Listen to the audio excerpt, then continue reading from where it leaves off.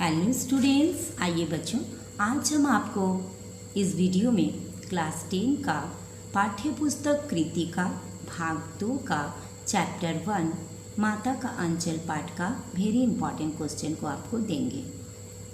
अधिकतर इस टाइप का क्वेश्चन एग्ज़ाम में पूछा जाता है। तो चलिए हम आपको क्वेश्चन के आंसर को बता देते हैं। पहला क्वेश्चन है, माता का अंचल पाठ में माता पिता का बच्चे के प्रति जो वात्सल्य व्यक्त हुआ है उसे अपने शब्दों में लिखिए। यानी क्वेश्चन क्या पूछ रहा है कि इस पाठ में माता का अंचल पाठ में माता पिता का जो बच्चे के प्रति प्यार था उसके बारे में बताइए। उत्तर, प्रस्तुत पाठ माता का आंचल वात्सल्य भाव पर आधारित है। बालक भोलानाथ का अपने पिता से बहुत लगाव था। यानी इस पाठ में माता पिता जिस प्रकार बच्चे से प्यार करते हैं उसके बारे में बताया गया है। ठीक है, तो बालक भोलानाथ कौन था? इस पाठ का लेखक। उनका असली नाम तारकेश्वर था और उनके पिताजी उसको प्यार से भोलानाथ नाम दिए थे। पिताजी भी भोलानाथ को बहुत प्यार करते थे। वे भोलानाथ को अपने पास सुलाते थे, उसे नहलाते धुलाते थे तथा अपने पूजा पर बिठाते थे। भोलानाथ के प्रत्येक खेल में वे उसका उत्साह बढ़ाते थे। पिता बच्चे को अपने हाथ से भात खिलाते थे। ये सब बातें पिता पुत्र के प्रेम वात्सल्य का अनुपम उदाहरण है। इससे पता चलता है कि पिता का पुत्र के प्रति बहुत प्रेम था। इसी प्रकार भोलानाथ की माँ भी उनसे बहुत प्यार करती थी। वे उन्हें खूब दुलारती, भरपेट खाना खिलाती, अपने ढंग से बच्चे को सजाती संवारती है। सांप के डर से जब वे माँ के आंचल में छिप गए तब उन्हें माँ ने बहुत दुलारा, जिससे उनका डर जाता रहा। फिर वो बच्चे के घावों पर पिसी हल्दी लगाती है। वो बच्चे की दशा देखकर रोने लगती है। फिर माँ बच्चे को गले लगाकर खूब प्यार करती है। ये सब बातें माता पुत्र के वात्सल्य का अद्वितीय उदाहरण है। इससे पता चलता है कि माँ अपने बेटे से कितना प्यार करती थी। चलिए नेक्स्ट क्वेश्चन को देखते हैं। सेकंड नंबर क्वेश्चन देखिए, माता का आंचल पाठ के आधार पर बताइए कि बच्चे माता पिता के प्रति अपने प्रेम को कैसे अभिव्यक्त करते हैं। ठीक है, छोटे बच्चे जो होते हैं वे अपने माता पिता के प्रति अपना जो प्रेम है वो कैसे दिखाता है।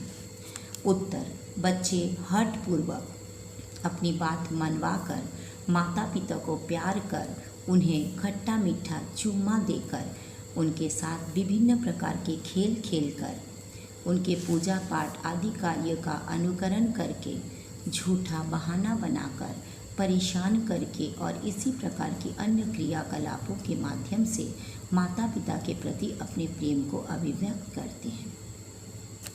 नेक्स्ट क्वेश्चन देखिए, थर्ड नंबर में, माता का आंचल पाठ में आपके विचार से भोलानाथ अपने साथियों को देखकर सिसकना क्यों भूल जाता था?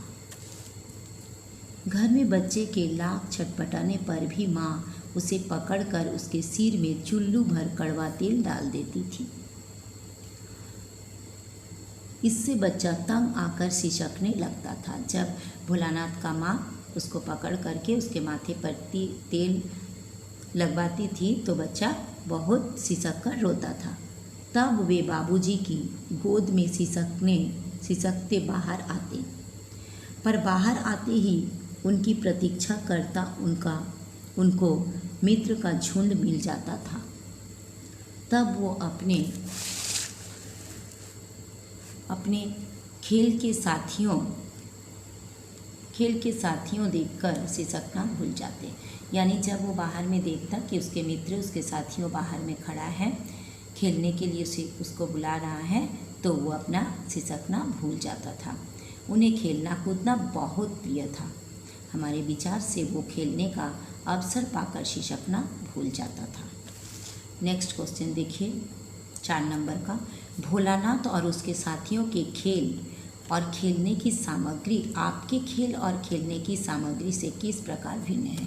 यानी भोलानाथ जो अपने साथियों से खेलता था, उस समय का खेल, उस समय कैसे कैसे खेल खेलता था और खेलने की सामग्री से आपके खेलने की विधि और खेलने की सामग्री किस प्रकार भिन्न है, वो अपना भाषा में लिखना है। ठीक है।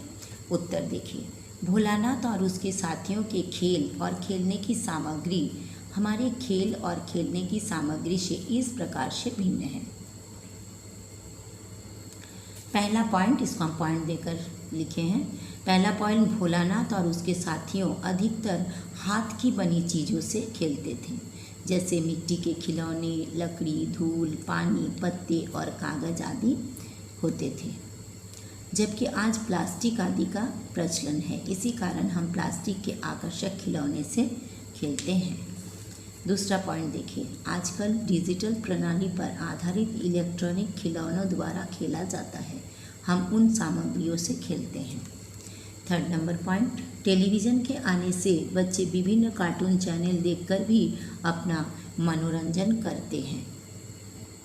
फोर्थ नंबर पॉइंट देखिए, भोलानाथ जैसे बच्चों की खेलने की सामग्री आसानी से और बिना पैसा खर्च किए ही प्राप्त हो जाती है, जबकि आज के बच्चों की खेलने की सामग्री बाजार से खरीदनी पड़ती है। 5 नंबर देखिए पॉइंट, भोलानाथ और उसके साथियों द्वारा खेले जाने वाले खेल विभिन्न प्रकार का था, जैसे पेड़ों पर चढ़ना, वर्षा के पानी में भीगना, गुड्डे गुड़ियों का प्यार रचाना, चिड़ियों को पकड़ने का प्रयास करना आदि। आज शहरी परिवेश में रहने वाले बच्चे cricket, volleyball, video game, ludo और इलेक्ट्रॉनिक खिलौने से खेलते हैं। अब 5 नंबर क्वेश्चन देखिए, माता का आंचल पाठ में 30 के दशक के ग्राम्य संस्कृति का चित्रण है। आज की ग्रामीण संस्कृति में आपको किस तरह के परिवर्तन दिखाई देते हैं। यानी पहले 30 दशक में गांव का कैसा परिस्थिति था, कैसे यहाँ पर पाठ में वर्णन किया है गांव के बारे में, और अभी का ग्रामीण संस्कृति कैसा है उसके बारे में लिखना है।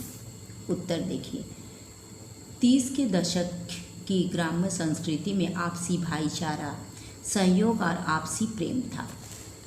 बच्चे अपने परिवार के सदस्यों से अत्यंत घुले मिले रहते थे। गांव में बचपन से खेल खेल में ही वैसे सभी बातों को सिखाया जाता था, जिससे बच्चे बड़े होकर अपने कार्य क्षेत्र में प्रवीण हो सके और व्यावहारिक भी बन सके। आज की ग्रामीण संस्कृति में निम्नलिखित परिवर्तन दिखाई देते हैं। इसको भी हम पॉइंट वाइज लिखे हैं, क्या परिवर्तन दिखाई दे रहा है। पहला पॉइंट है, सुख दुख में परिवार के सदस्य पहले की तरह एक साथ एकत्र नहीं हो पाते हैं।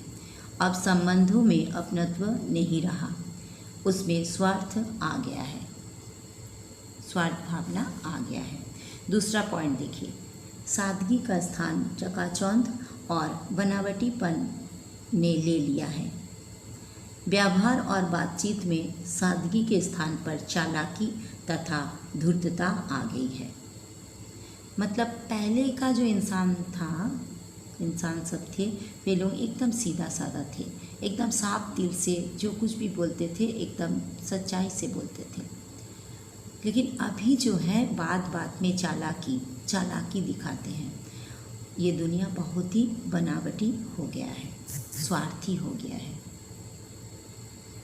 थर्ड पॉइंट देखिए, घरों में बच्चे सगे संबंधियों की जगह पर टेलीविज़न, वीडियो खेल को अधिक महत्वपूर्ण मानने लगे हैं। सभी पहले क्या होता था, गांव में सब एक दूसरे के साथ मिलजुल कर रहते थे, परिवार में सब कितने अच्छा अपने सगे संबंधियों से मिलकर रहते थे।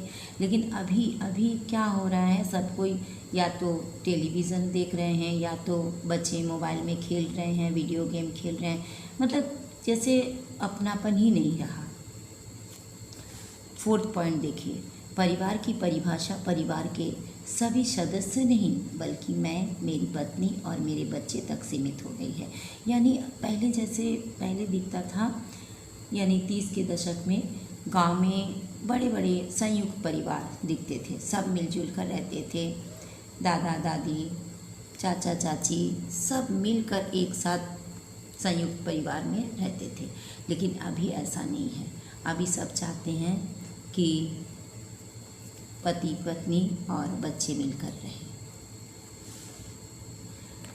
6 नंबर क्वेश्चन देखिए, माता का आंचल पाठ में आए ऐसे प्रसंग का वर्णन करें जो आपके दिल को छू गए हो।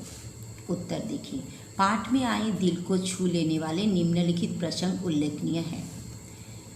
ये भी पॉइंट वाइज लिखे हैं। पहला पॉइंट है, विशेष रूप से बच्चे के पिता का मित्रता पूर्वक बच्चों के खेल में शामिल होना मन को छू लेता है। यानी जो लेखक है और लेखक के जो साथी थे, दोस्त से सब मिलकर जब खेलते थे, भोलानाथ और उनके साथी मिलकर खेलते थे, तो उस समय भोलानाथ के जो पिताजी थे वो भी खेल में शामिल हो जाते थे बच्चों के साथ। जैसे ही बच्चे भोज, शादी या खेती का खेल खेलते हैं, बच्चे के पिता बच्चा बनकर उनमें शामिल हो जाता है।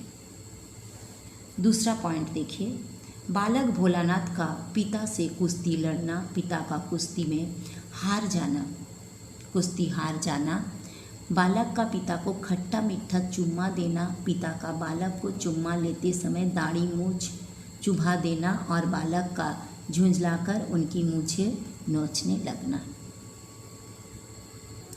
और थर्ड पॉइंट में दिए हैं, बालक भोलानाथ का अपने साथियों के साथ मिठाई की दुकान सजाने, घरौंदे बनाने, दावत करने, बारात जुलूस निकालने, दूल्हे दुल्हन का ब्याह रचाने, खेती करने, फसल काटने बोने के खेल खेलना, ये सब मन को छू लिया है।